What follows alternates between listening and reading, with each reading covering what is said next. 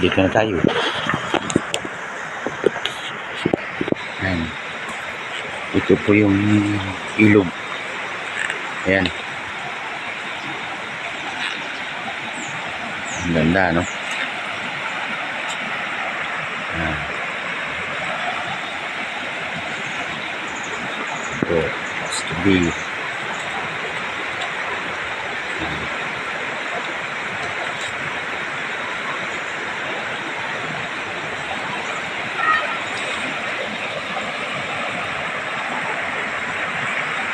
Nakikita mo yung bakas ng dinaanan ng baha.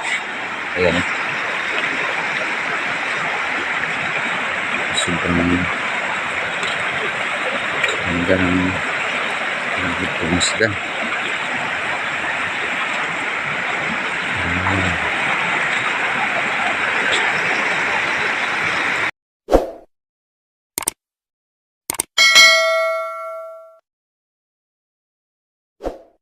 Ito ang aming bahay. Ayan naman, bahay kubo namin yan. Taas. Tapos ilog ang ito.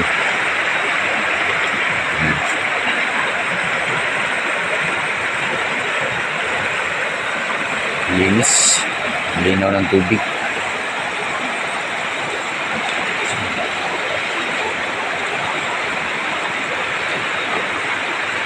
Ito may bahay sa kabila. Bahay po ng tsuhin ng asawa ko.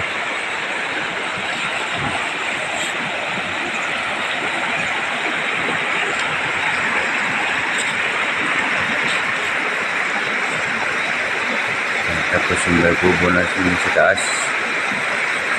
Ayan.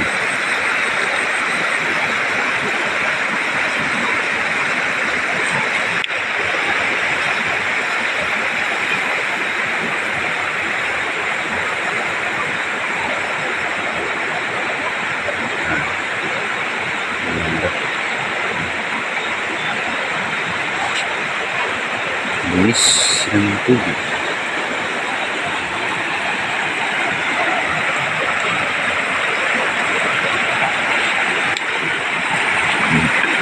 Yan po, dinaanan ng bahat. Hindi po ng kahoy. Halos matangay sa tubig. Sobrang laki. Ang yung bahat na lumaan. Yan, ito yung bahay natin. Bahay kubo natin. Taas.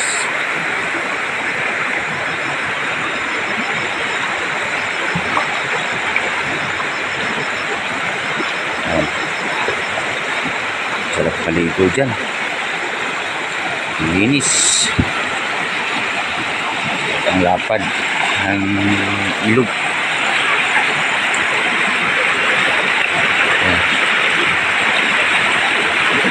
Yan.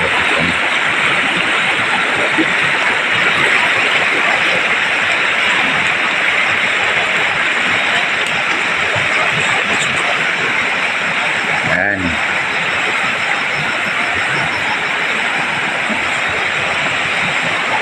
Sarap sa pakiramdam pagka ganito. Tapos kakape ka habang nakadungaw ka sa ilog umaga.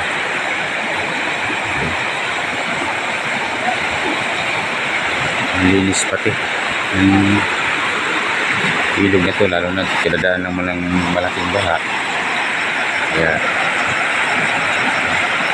linaw ng tubig, sarap maligo.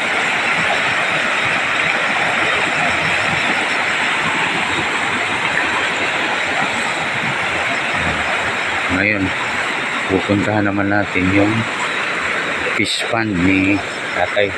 Taas tayo.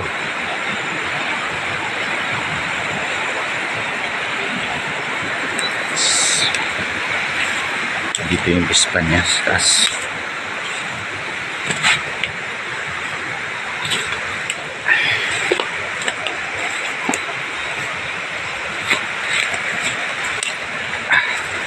Terus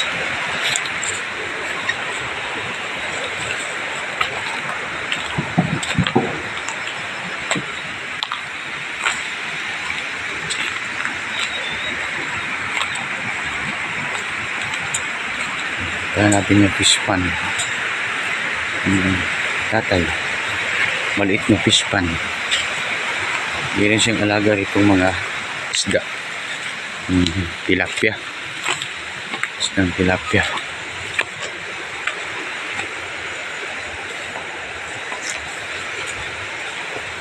Yan. Yan. Malaki na yung isda.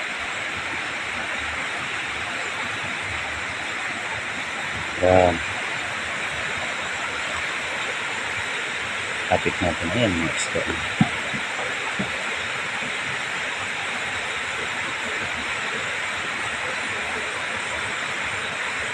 Yan. Yan.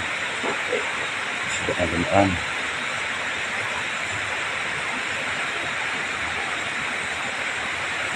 Nabubura na siguro kung ito. Ang dami oh. Yan oh. Yan sila. Ang dami. Yan. Yan.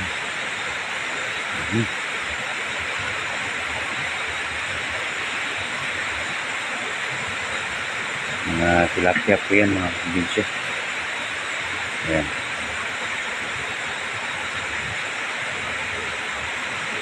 Yan. Amin. Yan. Habol lang sila.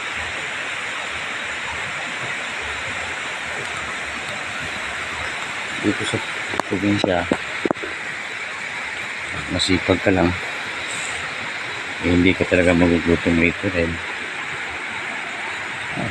ito ulam na ito. Pag wala kang ulam, buka ka lang mga dalawa o tatlo dyan kasi malalaki na yan. Ulam na, wala ka ng problemahin dito. Yung bala ko pa nga mga probinsya kung may pera lang sana ako, kaso wala pa tayong budget dahil wala pa tayong sahod. Kung may pera ako, papatayo pa ako rito ng pigiri dito sa bandang dito. Yan, kaso yung problema yung budget kasi wala tayong puhunan. Yung pigiri kasi malaki-laki rin gastusin ko. Dito ako magpapatayo ng pigiri kasi walang problema dito sa tubig. Pwede dyan ka sa ilog kumuha, so pwede rin dito may bukal dyan.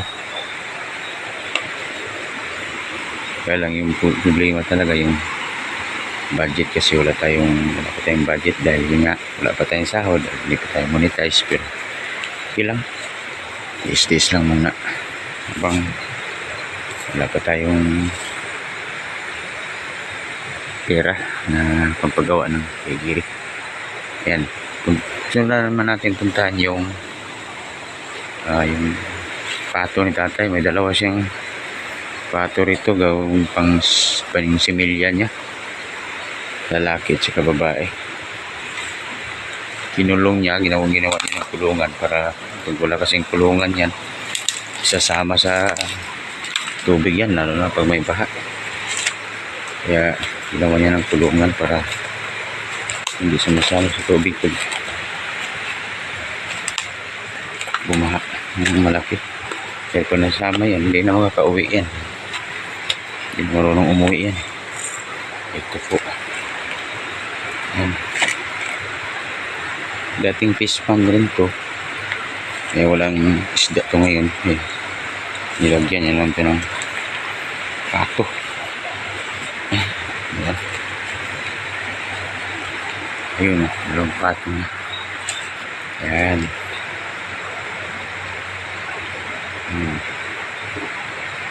So pag gusto nilang maligo, mayroong tubig rito. Diyan sila bababa pag gusto nilang maligo. Dalawa. Pwede na yan, no? Ano lang, panimula. Ito,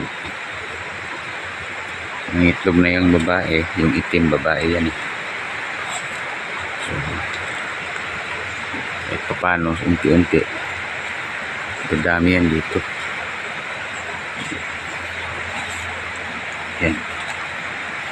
Ayan, pato niya.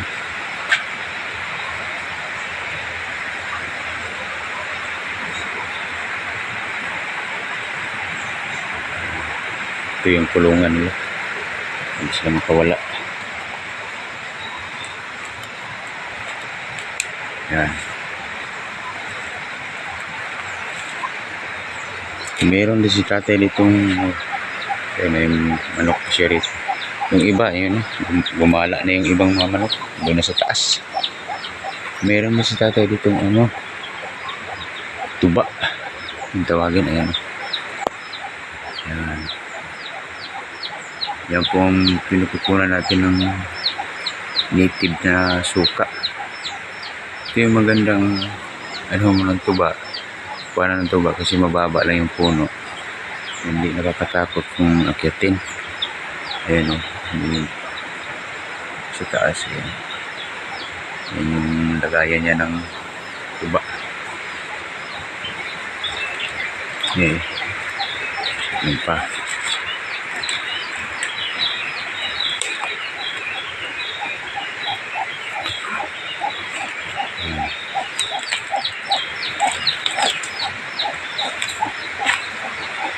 Isa. Jadi 4 na puno to. Yan. Ano na po. Yan. Yan, may laman na. Kunti lang. Mamayang hapon. Anuhin niya yan. Kuhanin na yan. At ilagay dun sa isang container. Ayun. Yan. Yan. Sarap yan mga kabinsa. Gawin mo yung suka. Kasi yan po yung native na suka talaga.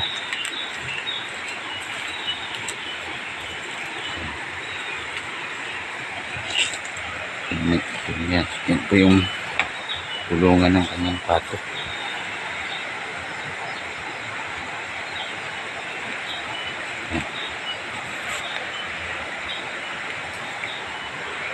So sa napanood po ng aking video, pag hindi pa kayo nakapag-subscribe, paki-subscribe po ang aking YouTube channel, Just Buhay Probinsya TV. Pag makasubscribe kayo, malaking tulong po sa akin yan, sa amin, para monetize po yung ating channel dahil hindi po tayo monetize. Kahit hindi pa tayo monetize, tsaga-tsaga lang muna.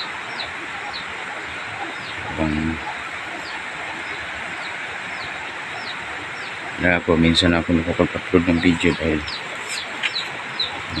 tatrabaho din ako dahil may pamilya po tayo. So, pag-video ko, ginagawa ko lang po itong sideline. May time ako, yung pag-video ko. Kasi noon na talaga natin trabaho natin para hindi tayo ng pangangailangan sa loob ng bahay. Siyempre may pamilya po tayo. Okay. So, ayan po ang aming bahay kubo.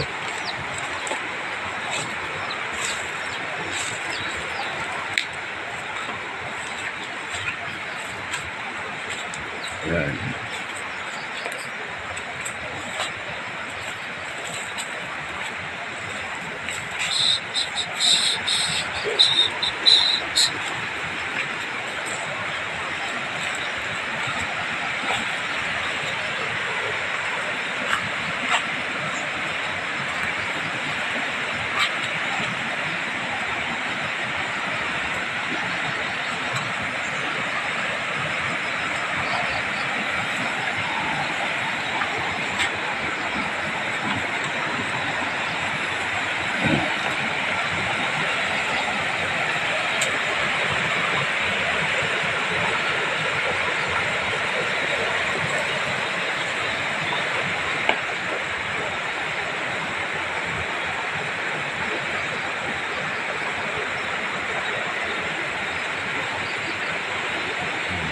Bombay.